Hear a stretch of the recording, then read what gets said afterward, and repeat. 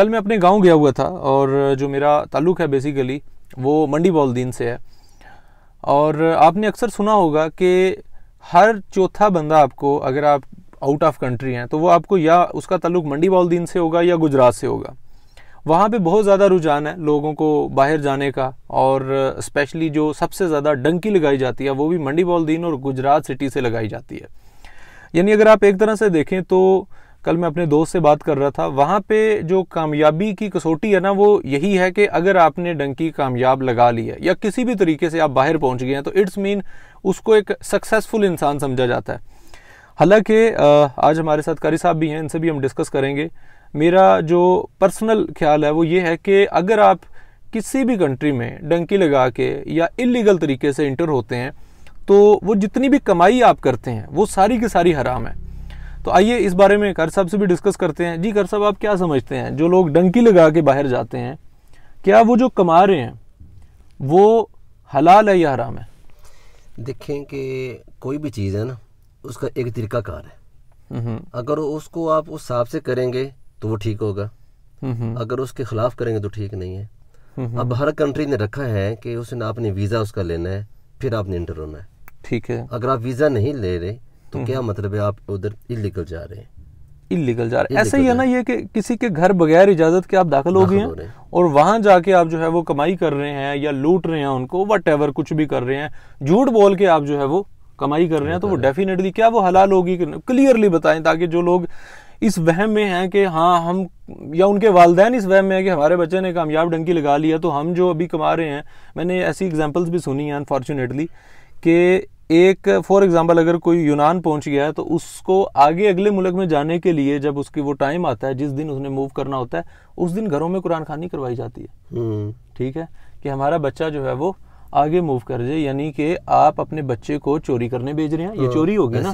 ये थोड़ा सा शायद हमारे कुछ करीबी दोस्तों को, हमारे कुछ ऐसे जानने वाले हैं, उनको शायद ये बुरा लगे, लेकिन देखें हम एज अ मुस्लिम हम जो एक हकीकत है उसको खुल के बोलने में डेफिनेटली कोई वो हिचकिचाहट नहीं होनी चाहिए।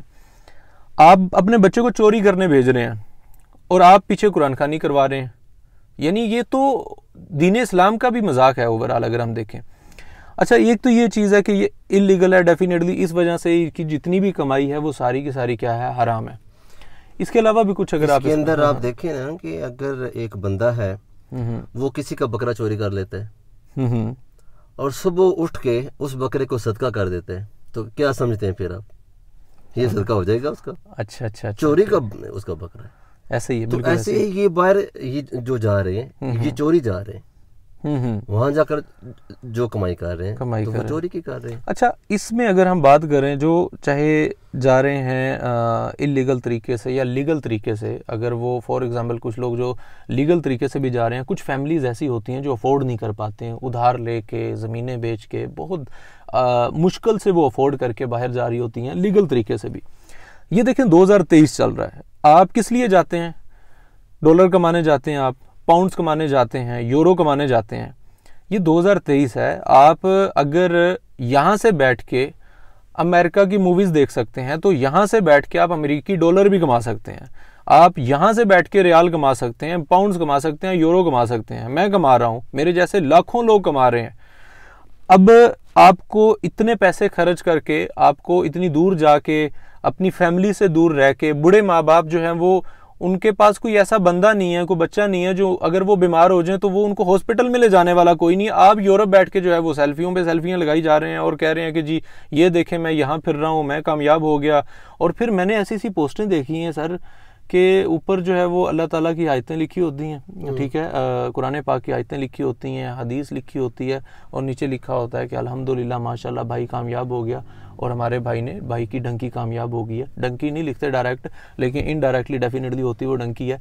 तो यानी कि ये दो तरह से गुनाहगार हैं। एक तो आप देखें, आप एक गलत काम करके आप अल्लाह वो अकबर का नारा लगा रहे हैं, ठीक है, अगर आप जहाद कर रहे हैं, अच्छा काम कर रहे हैं, वो एक अलग जुमरे में आ जाता है।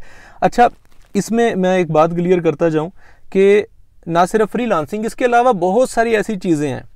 अगर आप यहाँ बैठ के किसी भी बंदे की वीडियो देख सकते हैं, किसी भी बंदे को सुन सकते हैं, बात कर सकते हैं, आप यहाँ बैठ के किसी भी कंट्री से पैसे भी कमा सकते हैं। आपने यूरो में कमाने हैं, यूरोप में आप काम कर सकते हैं पाकिस्तान में रहते हुए।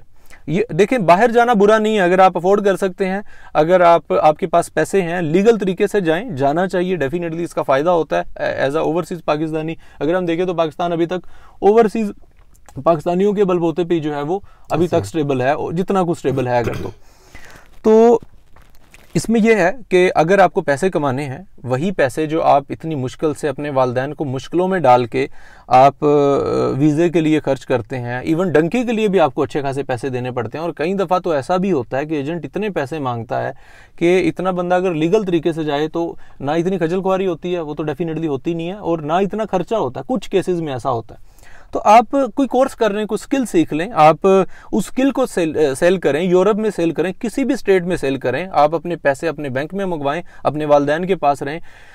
इतना मुश्किल होता है मैनेज करना, आप कितनी कितनी शिफ्टें लगा रहे होते हैं। जो लोग सही तरीके से काम कर रहे होते हैं उनसे पूछें, जो लोग ऑलरेडी बाहर हैं।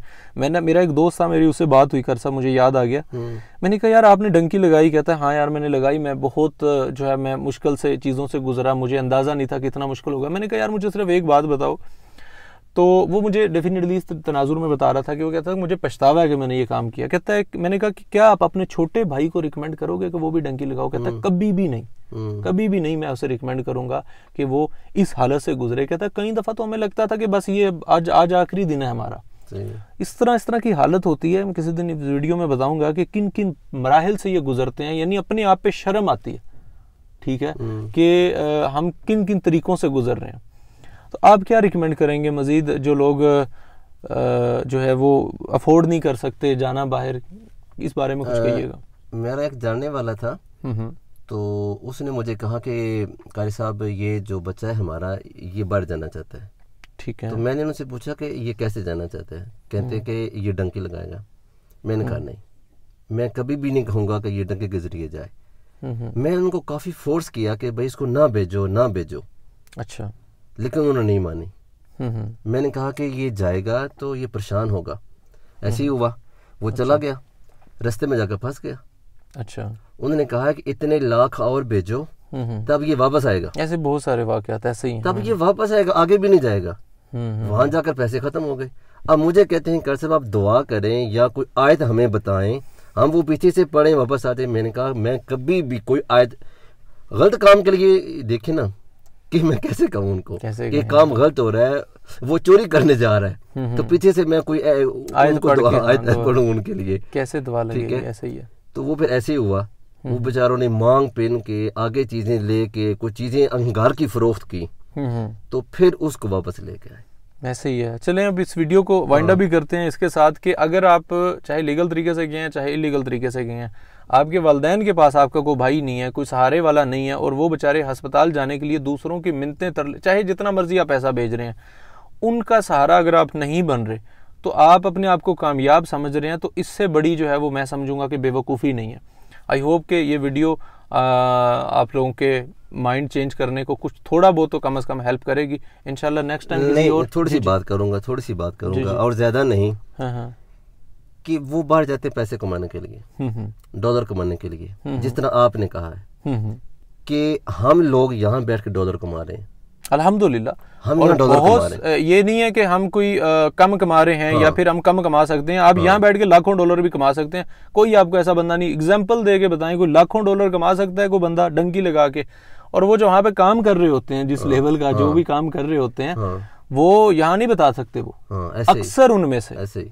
ठीक है, तो हाँ अगर आपने डॉलर कमा रहे हो तो यहाँ बैठ के भी आप कमा सकते हैं। बल्कि उसके लिए मैं ये कहूँगा कि हमारा ताल्लुक मंडी बहाउद्दीन और मेरा ताल्लुक जेलम से है, ठीक है। तो जो वहाँ के लोग हैं अगर वो ये पैसा कमाना चाहते हैं, ये डॉलर कमाना चाहते हैं, हमसे रब्ता करें, ये गैस पोस्टिंग करें, ठीक है। हम उनको बताएंगे कि आप किस तरीके से गैस पोस्टिंग कर सकते हैं, और यहाँ बैठ के हाँ यहाँ बैठ के आप जितना आप खुद खराब होते हैं, देखें कि जब वो जाते हैं खुद परेशान, उनके वालिदैन परेशान, तो फायदा क्या हुआ? वहां जा रहे हैं पैसे कमाने के लिए, वो भी गलत तरीके हराम कमाई है सीधी। जहाँ हम आपको बताएंगे कि हलाल तरीके से मेहनत करके हार्ड वर्क करके आप वही डॉलर यहाँ बैठे कमा सकते हैं। सही है।